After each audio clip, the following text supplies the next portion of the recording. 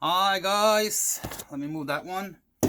Um, this video is in fact a request, and as you request, I try to provide. Okay. Um, there was a comment in one of my other videos, asking me if I could review the Cerwin-Vega XLS-215. Well, I don't have a XLS-215 pair here right now, but in the back room here I have a pair of empty cabinets. I used to have them. And I've heard them many times before. I have heard CLS, CLSC, and the XLS. I heard VE and SL as well. So I heard all the new models that they have released. But this was about the XLS-215, and if I could review them. Well, I could review them in a way that I have heard them many times before, and of course I have an opinion about them. My opinion about the Cerwin-Vega XLS-215 is it's an average speaker. That's the best I can give them. Yeah, they do have bass for sure. They have deep bass. They do. They have to a certain degree also some punch. So, but I feel that where the XLS series went maybe the better way is on the smaller models. The little bookshelf ones with the 6-inch and the two-way 6-inch one, what it's called, XLS6 or something like that, is probably the best sounding speaker of the series. Followed by the XLS-12, 15, and 10. I was kind of disappointed when I heard XLS-215. And I've heard them with many different amps, so there was no lack of power. I have heard them with 250 watts amps. I have heard them with 350 watts amps, even 475 watt amps. And maybe the best result was when I used 350, because it felt like that was where the speakers had their limits. Yeah, I know they're rated for like 400 or 500 watts RMS. That is a stretch of the modification of the truth. I feel that when you start powering the XLS-215 with more than 400 450 watts, you are stretching the limit of what the tweeters and the mid-range can handle. Yeah, the woofers can handle it, no problem. But and there is also a thing here with the cabinet. The cabinet has some really bad resonances in certain frequency areas, and that can only be contributed to designer fault and designer problems of the cabinet. One thing that I reacted to negatively was that the whole cabinet inside is one chamber, okay?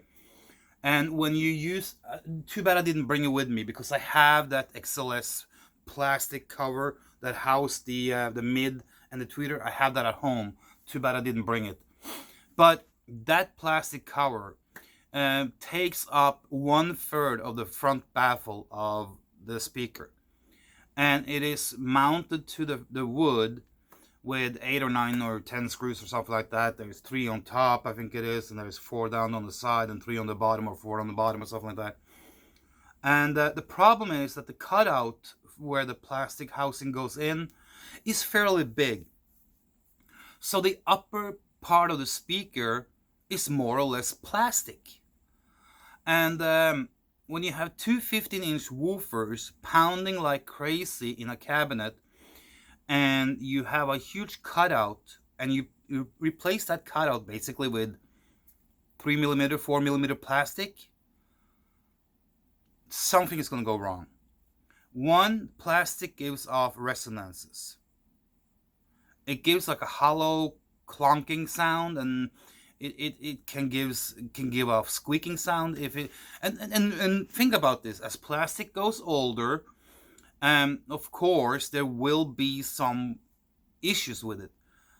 Plastic, just as wood, deteriorate, even though plastic takes like 400 or 500 years to break down. But if you understand what I'm saying here, is that when you have a 3 to 4 millimeter thick plastic and you keep pounding that with sound waves and sound pressure, you're gonna run into problems sometime down the road. Sooner or later, you're gonna have problems. And I just feel that that was one of the biggest mistakes. The second, they could have used the plastic one if they had closed off the chamber between the mids and the woofers, and the tweeter and the mids and the woofers. There are some internal bracings, but the air goes up, the air pressure goes up, the sound pressure level goes up, even up there, even though you have some internal bracings. The cabinet is a mix of MDF and particle board. So if I remember correctly, the front baffle is MDF, the side and the back and the top and the bottom is particle board. The bracings inside are particle board. They did a good thing with the crossover placement and how they made like a little groove for that in there with some 1x2 or something like that bracings around it. So that was good. But build quality, the cabinets are average. There's nothing fancy or anything like that. They're just average built cabinets. So cabinets are okay. But there was a design flaw on how they designed the cabinets. I feel that the cabinets are maybe a little bit too small for these two woofers. And the interaction between the bottom woofer and the upper woofer, they kind of like, in a way, maybe not on the inside, no, on the outside when you listen to it, but on the inside, they're kind of like fighting for the same airspace, and the airspace is too small. I'm sorry, but it is too small. It should have been bigger. The speaker should have been a little bit wider, maybe an inch and a half, 2 inch wider, and at least an inch or 2 inch deeper, and maybe an inch, 2 inch taller. That would have compensated for a little bit of the lack of the space, but I understand that they have to make them somewhat compact as well. But if you first think about making a double 15, make it a well-functional double 15. Don't do any compromises. And I feel that when they built this, it was some kind of compromise involved in this. It could be cost, it could be size, or a combination of both. And when it comes to the sound, the tweeter and the mid-range is suffering. And here's another thing because of that. The tweeter itself is a very, very weak tweeter. It's probably one of the weakest tweeters you can ever find in a Cerwin-Vega speaker. Even weaker than the than this tweeter that you find in AT8 and AT10, and those, the rectangular ones, and those are not great. But I feel that the XLS tweeter is in the same boat, but maybe even worse. And it doesn't take much to bust that little tweeter, and it happens so often. And that's why you see that on eBay and everywhere else, they're selling these tweeters like hotcake because people blow these tweeters all the time. Yes, the speaker has a fuse on the bottom on the back of the connector plate, but that's mostly for the bass and for the woofers.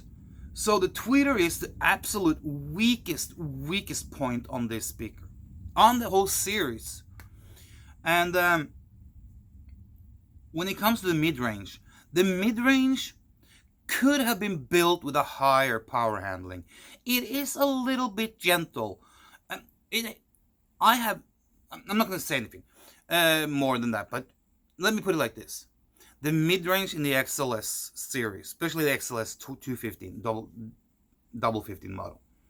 If you take that mid-range out of that speaker and you put it in a DIY, and you build yourself a speaker that can handle 250, 300 watts, and you build a proper crossover, then that mid-range sounds really sweet and really good, but still it has a little lack on power handling. I think that mid-range is about probably a 30, 35, 40 watt mid-range. It should have been up in the 80 to 90 to 100 watt power handling. Um, Again, they underbuilt the drivers. But like I said, if you take that mid-range out of the cabinet and you use it for a DIY build, and you have a proper good, because I'm coming to this, and you build a proper good crossover, the mid-range will function fairly good. But I wouldn't use any more than like a 250 300 watt amplifier on a 3-way or a 4-way speaker, where you maybe you route like the where the mid-range will probably see about 50-60 watts. And I think that's where the limit on that mid-range is. It's about 50 watts. Any more than that, it starts to flop a little bit.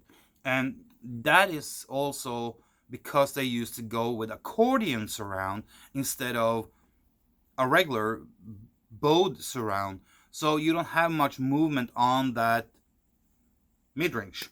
And here is where the problem is. This is the problem. Ladies and gentlemen, this is how you don't design a speaker, okay? When Cerwin-Vega put out the XLS-215, they clearly chose the wrong tweeter. It can't handle enough power. And people, when they buy these 215, what are they going to do? They're going to load them up with power. So one, the tweeter is underdimensioned and can't handle the power. Boom, gone. Here's the second problem with the mid-range. When you put a mid-range with an accordion style surround, and it doesn't have enough power handling to take up for power, what do you have to do then? Well, you have to make sure that when you put that mid-range into a cabinet, you want to make sure that the crossover point between the woofer and the mid-range is at a level where the mid-range doesn't work too hard. Okay, you're following? Here's the problem with the XLS-215. The crossover point on the XLS-215 is 380 Hertz.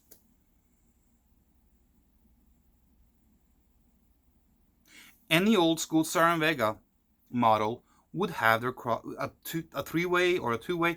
A 3-way would have their crossover point somewhere around 500. So that means that the woofer would work up to about 500. What does that tell you? That tells you that the woofer takes a big load of the frequency range in the lower end. That means it's easier for the mid-range, easier work, easier reproduction of frequency, and it doesn't have to work that hard. It can take more power. Because the lower frequency range you have on a mid-range, the more movement you're going to have on the mid-range. And at 380 Hertz, that mid-range in the XLS series is working fairly hard. Combine that with an accordion style, 6.5 inch size, with almost no X-mass or movement in and out, and combine that with a, let's say, a rating, RMS rating of, let's be nice, 40-50 watts. It's a recipe for disaster. That mid-range is going to create distortion because you're overpowering it. It probably will go down to 380 Hertz, no problem there. It probably plays down to 100, 120, 150 Hertz. But it's when you put a lot of wattage and a lot of power into the speakers, and you have a mid-range like that is designed like that, and you have a crossover that is designed the way it is, that mid-range is going to work its ass off, and it will create distortions in the end. And worst case scenario, you will blow it. And trust me, I have sold a lot of these mid-ranges as replacements to people who have blown their mid-ranges, blown their tweeters. I've sold tweeters and mid-ranges like bread and butter for years. And it's a common problem. Now, take another problem with that. Look at where the woofers work. Okay, 300 up to 380 Hertz. That means that when you play that speaker to the max, you will have a lot of movement. the spider on these XLS-215 woofers are a little bit weak. It's a little bit thin. If you look at the old school woofers, they have very, very stiff, very thick, on most models, not everyone, but most, very thick and stiff. Kind of like a grainy, with a textured spider. And they have big, broad, wide lips. Look at the XLS. It's not the same. They're not as stiff, they're not as rigid. And that's where you have some problems. Now, the other problem is that, like I said, when you have that plastic dome thing in there, and this goes for the mid-range as well, not only will you get air or sound level or sound pressure level from the outside, from the woofers, and I say outside, I'm talking about the little dome where the mid-range is housed in, that is inside the speaker. This is being bombarded with low frequency will create resonances, okay? Then you have a mid-range housed inside of that plastic dome. Yes, there is some polyfill and stuff in there, but you know what? It's not going to help much. A little bit. But when you have a mid-range that goes down to 380 hertz inside that plastic, yeah, you're going to get some resonances on the inside of the plastic and on the outside. And what do you think happens when you have a 3mm, 4mm, if we're nice? I think it's 3 or 4mm plastic housing that are getting bombarded from two sides with two different frequencies. It speaks for itself. It's a disaster. So what is the overall sound of the XLS-215? Well, if you look at what you pay for these speakers, hold on. If you look at what you pay for the speakers, which is somewhere around, I don't know right now, but back a few years ago, they sold for like somewhere between $1,780 and $2,000 for the pair. Oh Lord, you should expect way better for $1,700, $1,800, $1,900, $2,000. Way more should you expect, and way better should you expect. I'm sorry, but for that price, the sound and the sound quality and the output of the speaker is a failure. I was nice when I called them an average speaker, because I guess if you're just looking for some noise and some boom and some bang and you hope that it will last for a while, well, go and get it.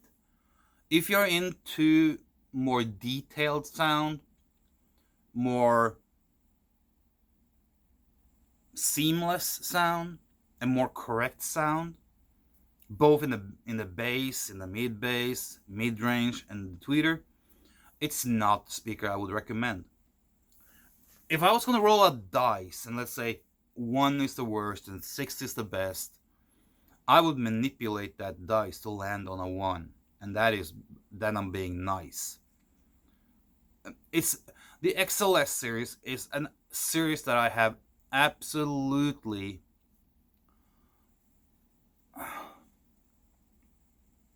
for years said stay away from. I have CLS here too. I mean, the same thing with the CLS. I can't say much good about the CLS. Well, let me put it like this.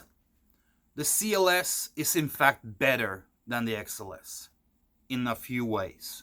But they have the same problems. The exact same problems. But it's a little bit better, but not much. This much. CLSC is maybe the better of the three, but I would not recommend that one either. All those three models have about more or less the same problems and the same issues. Don't get me started on the VE. It's a tragic piece of shit. Okay, I'm not going to even talk about that piece of crap series. The SL, if you can live with it, go for it. But There's not many of the new series that I have anything positive to say about.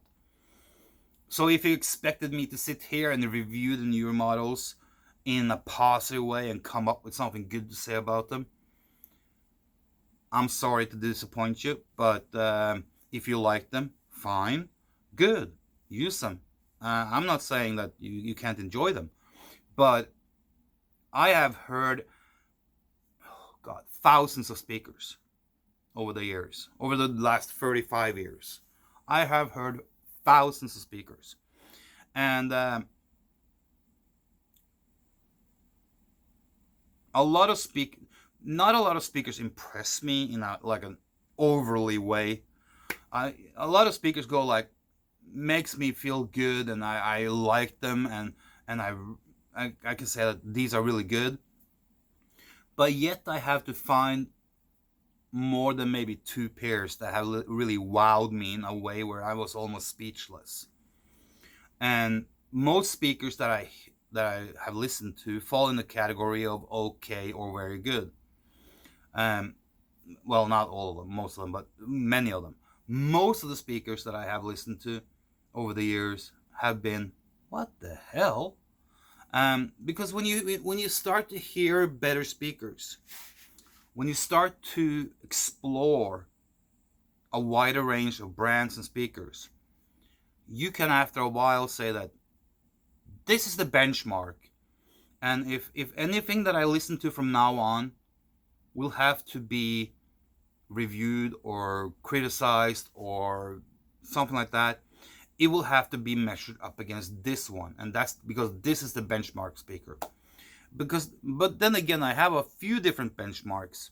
Okay, I have benchmarks for the higher end sound, and then I have benchmarks for more middle of the road speakers, and then of course there are the trashy ones. But when you listen to some speakers, when I listen to it today, I take that speaker and I take them, I put them up against the middle of the road, the best middle of the road speakers that I have ever heard, and then of course the best speakers I have ever heard, and then I've tried to find out where do these fit. Okay, they can't be compared to the higher end things, so I have to kind of compare them to the middle of the road speakers. How do they sound compared to those? Better, worse, or way worse? And if they're worse, okay, then I have another pair of speakers that I have listened to that I have as a benchmark speaker, and which is like the best of the baddest, or the best of the worst. And if they are not better than those, then they're not worth anything to me. And that's where I feel that all Cerwin-Vega models that have come out since Stanton and Gibson have owned them has been worse than the best of the worst. Okay? And do they have bass? Like I said, yeah, they have bass, but it doesn't matter if they have a lot of bass or if they have deep bass. And I mean, a speaker is a speaker. If you just want bass, sit down and listen to a freaking subwoofer all day. If I'm listening to a speaker, I want a sound that is seamless, that is detailed on all levels. Low frequency, mid frequency, and high frequency. All those three parts or areas have to mix together really good to make one complete sound. I feel that the XLS-215 lack too much everywhere to be considered a good speaker. And to pay $17, $18, $19, $2,000 for them? Ludicrous. You have to be crazy to go and buy those new. If you absolutely want them, for crying out loud, buy them used. You can get them for $400 or $500. If you absolutely want that pair of speakers, buy them used. Do not go out and buy them new. They are not worth it. And trust me, you will be disappointed. And I don't think they look good either. Not only do you have plastic, but you also have a metal grill. And that can create. I'm not opposing metal grills for all speakers, but because most pro audio speakers have metal grills. But when you have a plastic housing that big that takes up that huge chunk of the front baffle, and the rest of the baffle is covered with a metal grill, and it is. I mean, there is a higher risk and more frequency resonances from a metal grill than from a cloth grill. That's proven. That is proven down to a T, and no one can dispute that. So this XLS series have too many issues, too many problems, and for me, they get 2 thumbs down. And I got them because I got them cheap. The CLS I traded, not a big itty bitty booty. I enjoyed them, but I traded them because I knew I could sell the parts and make money, and stuff like that. And the XLS, I got the XLS for $70, the 215. I mean, I bought them in a storage unit. So I got them for next to nothing, and I got other stuff in that storage unit that I sold and made money on. So it wasn't like I forked out money to get them. Now, the last thing I'm going to say about the XLS, because I forgot it, the XLS-215. If I'm going to rank them with the issues and problems, on the top of the list is the tweeter. The second thing is the cabinet. And the third thing is the mid-range. The fourth thing is the crossover. Both the CLS and the XLS. The CLS-C has a little bit better crossover, but the CLS, the quality went down. Then they came out with the XLS. Okay, what happened? The crossover is pure freaking crap. The crossover in the XLS-215 is just so crappy. It's so bad. And when you start to push these speakers, guess what happens to the crossover? Boom! I have seen it time after time. Even the pair that I got in that unit for $70, I had to repair and get the crossover fixed because the crossovers were burnt. They were done. That tells me that the crossover has some fault compared to the woofers. Is there an impedance problem here? Is there a power handling problem here? What's going on? Why do these crossovers burn? Why do these crossovers break down? I have seen it on several other models. I have had people email me, message me, call me on a regular basis, in fact, and say, hey, I need a tweeter, I need a crossover for the XLS-215, and the same for the CLS. Not so much the CLS-C. Haven't had too many phone calls, emails, messages about them. But the CLS and the XLS, guess what goes on there? Tweeters and crossovers, and to a fair bit, not so much the CLS on the mid-range, but the mid-range and the tweeter and the crossover on the XLS is the weakest points when it comes to the electronics. And of course the cabinet is just pure freaking crap. It's so wrongly built. And the plastic cover is a part of the cabinet. So when I say cabinet, that's a part of it. The best parts of the XLS-215 are the woofers. But only if you take them out and you use them for something else. You build a DIY or something. So there you have it. XLS-215. Not the crappiest Cerwin-Vega speaker overall, but a good number 2. What is worse? All the VE models. They are even worse. They suck like hell. So stay away from the VE, stay away from the SL, stay away from the XLS, stay away from the CLS, and while we're on it, stay away from the CLS-C as well. That's it, guys. Have a nice day.